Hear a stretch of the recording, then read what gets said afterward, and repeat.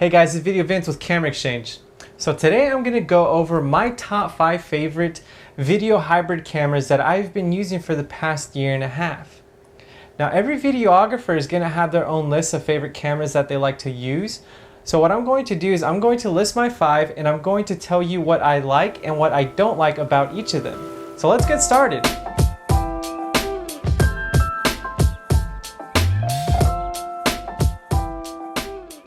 Okay, so starting out at number 5, it is going to be the Sony a7 III.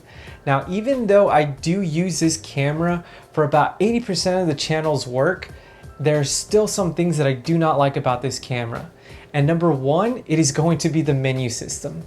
The menu system is by far the absolute worst unorganized mess that you will ever find on any camera manufacturer. Even using the camera after a year and a half, I still get lost in their menu system and it is so silly. Sony, if you're listening, please update their menu system. Another thing that I don't like about the a7 III is that it shoots at 4208-bit internally. You do get 4228-bit externally, but it's not full 10-bit, which is still kind of a bummer. Another reason why I don't like the camera is S-Log.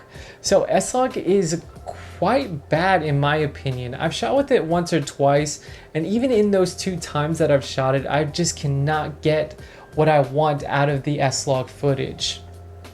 And there is also a 30-minute record time limit that I haven't run into an issue, but I just want to let you know that it's there. So let's talk about some of the likes. We do know that the Sony a7 III is a full frame camera. It does have great battery life with those Z batteries. Now, even though I don't like S-Log, you still get a pretty good selection of good color picture profiles outside of that. I like to use Cine 4 in the Pro Gamma, which is my go-to. It's easy for color grading, it's easy on the computer, and I can get the image that I like pretty fast out of that Cine 4 profile. Another thing is that the autofocus is fantastic. Sony is leading in the autofocus game in my opinion with their eye detection and face detection. Every time that I'm shooting my subject in continuous autofocus, it seems to lock on and never lose that autofocus selection. But other than that, the camera itself is starting to get easier and easier to use as time goes along. Now, I do wish that Sony would already come out with an a7S III. That way we can get 422 10-bit internally, and of course a new menu system and other things that are more dedicated to videographers. So let's move on to number 4. Now, my number 4 camera on this list is going to be the Panasonic LUMIX GH5. Now, I shot this camera when I was shooting the 135mm shootout. There are 2 things that I really don't like about this camera, so let's talk about those. Number 1 is that it is a crop sensor body. It is 2 times smaller than a full frame sensor. So even though it is smaller, that sensor does not give me the shallow depth of field that I always look for when I'm shooting my videos. The other thing is the autofocus system. Panasonic uses a contrast DFD autofocus system. And if you've ever used Panasonic's camera for video, whether it be their crop or their full frame line, you do know that that autofocus system is not where it's at. Okay, so let's talk about some of the things that I did like while using the GH5. Now, even though the sensor is smaller, the image quality coming out of that sensor is fantastic.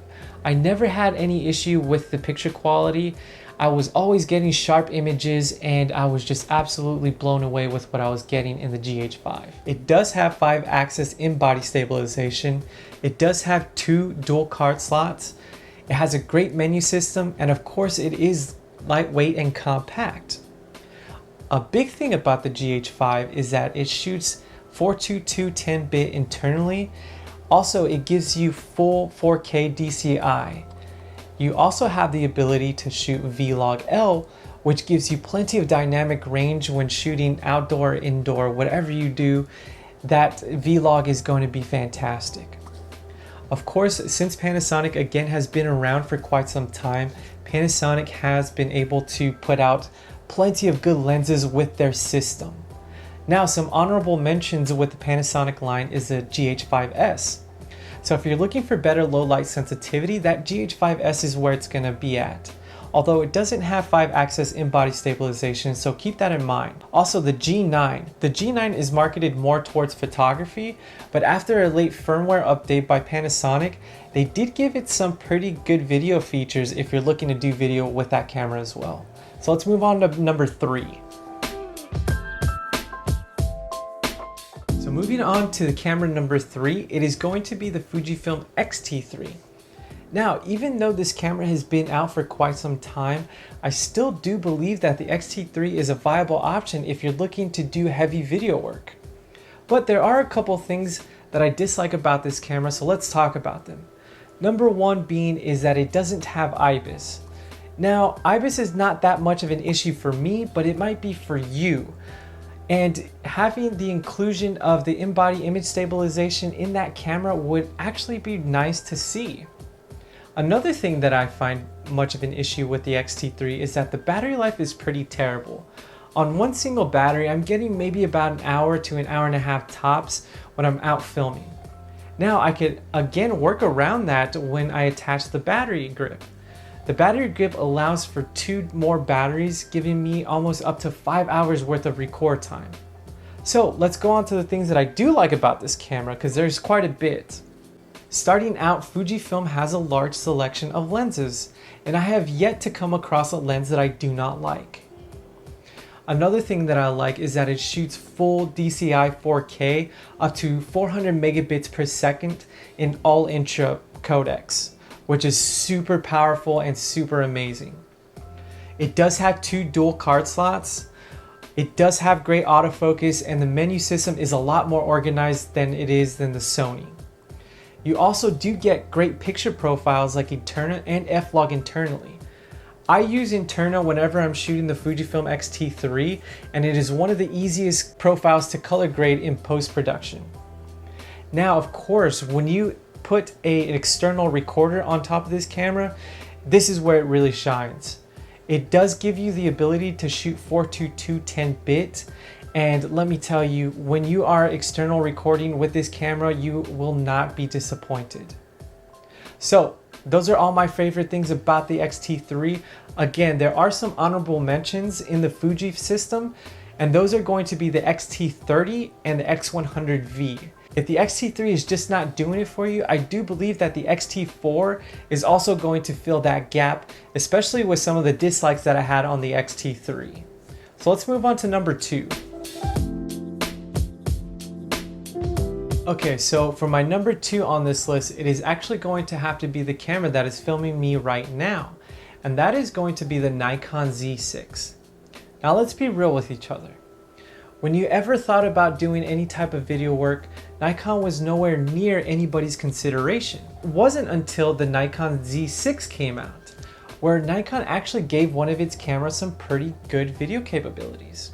But before we get into some of the things that I like about this camera, let's talk about some of the things I don't like about this camera. Starting out is that it only has 1 XQD card slot.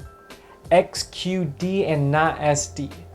XQD is still a pretty new system, and if you haven't already bought one of them, they are incredibly expensive. But moving on from that, their menu system is actually pretty bad.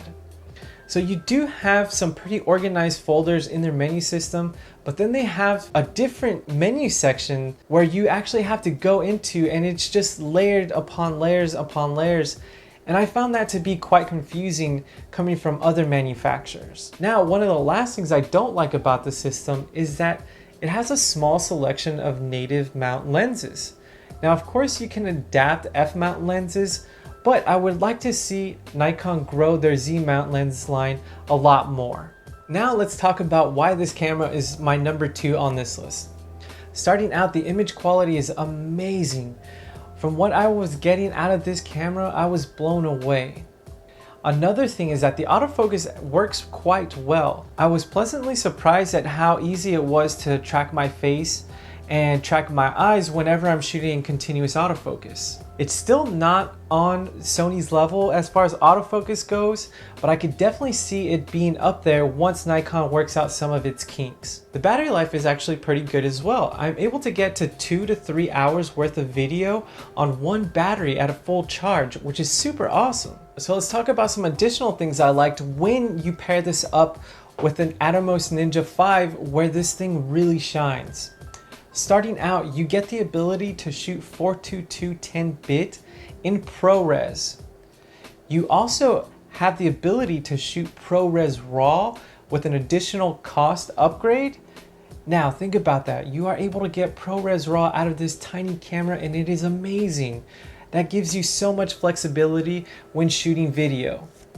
You also do get N-Log when recording externally. So if you are in any scenario where you need dynamic range, N-Log is actually really nice and easy to work with. So whatever Nikon is doing with the Z line, I hope that they keep going and adding more iterations and giving the Z line a lot more video capabilities like they've done with the Z6.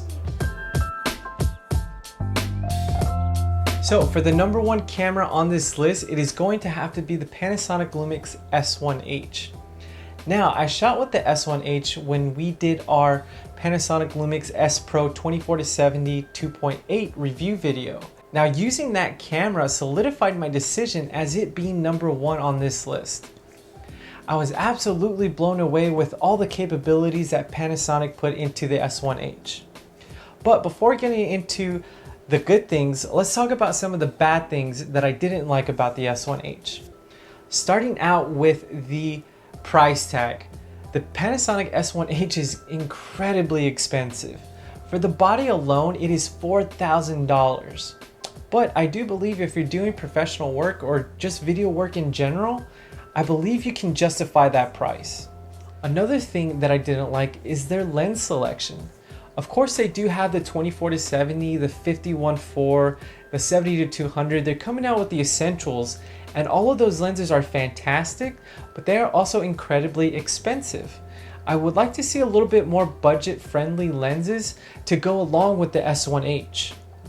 And lastly, like I mentioned in the Panasonic GH5, it still holds true for the S1H, is the autofocus system is terrible. It still uses the contrast DFD autofocus system, which again is not where the autofocus needs to be, especially when you're doing video. So let's talk about the things I did like when I was shooting the S1H. Starting out with their huge list of recording options when it came to 4K. Now, I'm not going to list every single option, but just know that you have plenty of options for you. You also get the ability to shoot in 6K, but I wouldn't necessarily shoot in 6K, but it is just nice to see that Panasonic threw that in there. So of course, you do also get the 5-axis in-body image stabilization. You do also get an internal fan that helps out with ventilation, and that ventilation helps out with battery life. When I went out shooting, I was able to get up to 4.5 hours of shooting 4K footage, which is absolutely insane. Now, you do also get the high resolution flip out screen, which is great for recording yourself in any type of situation like this.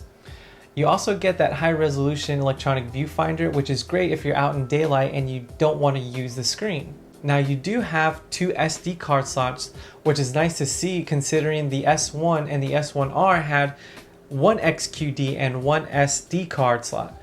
This one has 2 SD, which is nice to have.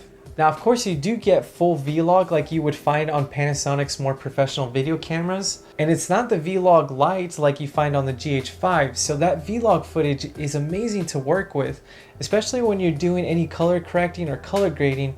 I had a great time using that footage. You also get the ability to shoot 422 and 10-bit internally, and they give you the option to have DCI 4K, which is full resolution 4K footage.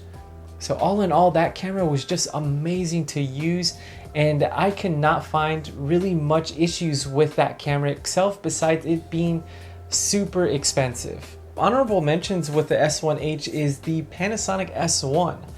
So it is the S1H's baby brother. It has just about the same sensor. You are able to do a lot of good video work with the S1 as opposed to it being super expensive like the S1H. So if you don't necessarily have the funds to get the S1H, I would highly recommend at least looking into the S1. But other than that, that's gonna wrap up this video. I will leave a link in the description below if I shot with these cameras or if we did a review on them. That way you guys can check it out for yourself. But let me know your list of cameras that you would put in the top 5 in the comment section down below. If you like this video, give us a thumbs up. And if you haven't already, subscribe to the channel. We'll catch you guys next time.